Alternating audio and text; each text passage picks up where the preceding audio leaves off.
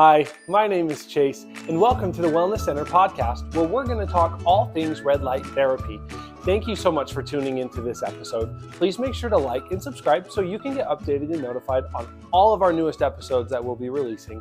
Have a great rest of your day and enjoy the episode. Hey everyone, my name is Chase, and welcome to the Wellness Center podcast. Super excited to have you guys here today.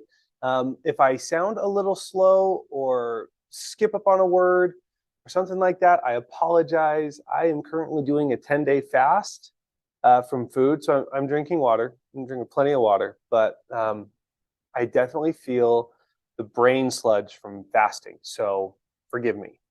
By the time this podcast will be published, I'll be done with my fast, hopefully. Yeah, I will be, and have some food in my system. But yeah, currently, it is the 24th of January, and that's when I'm filming this. So yeah, well, let's get right to it today, guys. We are going to be talking about temporal lobe epilepsy. So I'm just going to get right to sharing my screen here. Okay, so like always, I'm going to go over three things with you. What is temporal lobe epilepsy? I'm going to go over a red light therapy study. Now, this one has some more health jargon to it, so I actually had to do a lot of research on what it is. So I do have one Google search of like what something is, because I don't know if a lot of people know what it is. And then I do have some at-home remedies to help with temporal lobe epilepsy. Let's go for it. I'm going to zoom in here so we can all see it. What is temporal lobe epilepsy? Temporal lobe epilepsy is an epilepsy that starts in the temporal lobe area of your brain. Temporal, your temples. You have two temporal lobes, one on each side of your head, behind your temples, and by your ears in alignment with your eyes. So about right here. Temporal lobe epilepsy is the most common localized, also called focal type of epilepsy. About 60% of people with focal epilepsy have temporal lobe epilepsy. That's what it is. Epilepsy is seizures. They have a lot of seizures. That's basically what it is. And now I'm reading a study published on the 12th of January this year, 2023. And the title, it's Cells in Bioscience by the BMC, part of the Springer Nature. And the title of it is Photobiomodulation Improves the Synapses and the Cognitive Function and Ameliorates, which was one of the words I had to look up, but that means like make the results not as bad. Epileptic seizures by inhibiting downregulation of NLGN3, which is one of your genes that can make the results of a seizure worse. So a little bit of a background on it. Temporal lobe epilepsy remains one of the most drug-resistant focal epilepsies. Drug-resistant, so not a lot of drugs help with it. Glutamate excitotoxicity was actually the word I looked up. And so excitotoxicity, scroll view in here. Excitotoxicity, in excitotoxicity, nerve cells suffer damage or death when the levels of otherwise necessary and safe neurotransmitters, such as glutamate, become pathologically high. And technically, if I remember right, when I'm looking here in this study, and remember, I gotta zoom in. NLGN3 is what creates excitotoxicity by releasing way too many neurotransmitters in the glutamate section of your body. Okay, so here is the background. Now, glutamate excitotoxicity and neural inflammation, which leads to the loss of synaptic proteins and neuronal death. The neurons in your brain die, appear to represent a pathogen that characterizes the neurobiology, the biology of your brain, of temporal lobe epilepsy.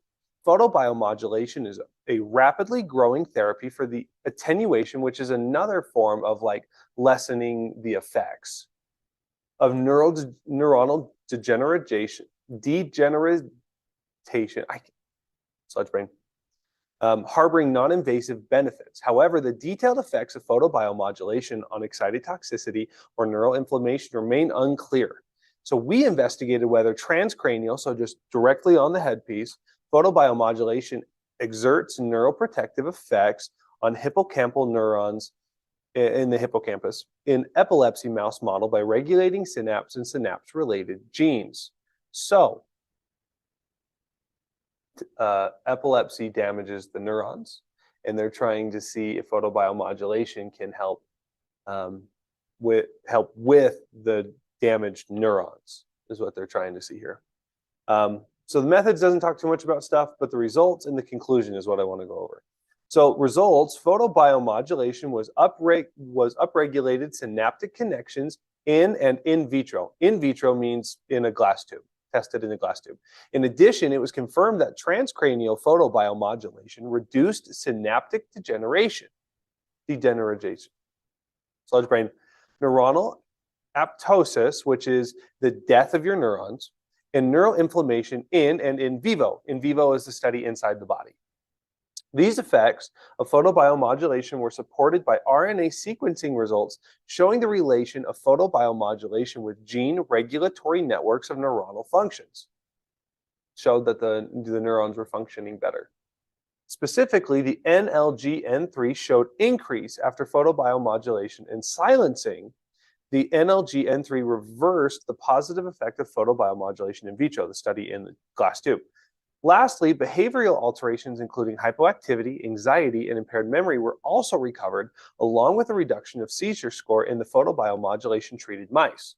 So not only does it help with the neuronal health and the neuronal recovery after a seizure, it also helps with hypoactivity, anxiety, and impaired memory. Bonus! Conclusion, our finding demonstrates that photobiomodulation attenuates, which again, minimizes epileptic excitotoxicity, neurodegeneration, and cognitive decline. Hey, got it right that time. Induced by the temporal lobe epilepsy by inhibiting the NLG-N3 gene decrease induced by excitotoxicity. So cool. All right. At-home remedies. Here we go. We always love at-home remedies. Herbal treatments for temporal lobe epilepsy. The burning bush, groundsel, hydrocydal, lily of the valley, mistletoe, mugwort, peony, skullcap, tree of heaven, valerian. I have no idea what any of those are, but apparently they can help. So if you're aware of them and you have epilepsy, just put in those places. Oh, everyone knows, so you know I'm getting all of these at-home remedies from healthline.com. Now, herbs to avoid. Ginkgo biloba and St. John's wort, kava, passion flower and valerian, garlic, chamomile, schizandra, and caffeine may worsen seizures as well. And mint tea can also not help. So just be careful. Vitamins can help. Vitamins B6, magnesium, and vitamin E. Other vitamins can also help. Dietary changes can also help. Self-control and biofeedback. So if you're noticing anxiety, depression, fatigue, and bad headaches, that could be a sign that a seizure is coming on. The way to do some biofeedback is by meditating, walking, immersing yourself in a task, sniffing a strong odor, or literally telling the seizure no. My mom, Laura, the owner of the Wellness Center, actually has a practice that she does. Whenever there's a negative thought that comes into her head, she stands up and stomps her feet, and she's like, no, it's not going to happen. And she just throws a fit with the bad mood, and she lets her subconscious know that she's not okay with that type of behavior or thoughts or actions or emotional response to things. And it's actually incredibly effective. So, and acupuncture and chiropractic care. And those are your at-home remedies. Guys, thank you so much for tuning in today. I really hope you appreciated the episode. Please make sure to like and subscribe so you can get updated on when we release all of our newest studies. Again, we're looking at all of the studies that are coming out almost weekly, and we're going over those so everyone can be up to date on what red light therapy or photobiomodulation, same thing, can do for you guys. I hope you have a great rest of your day. I hope you have a great rest of your week, and we'll see you on the flip side. Peace.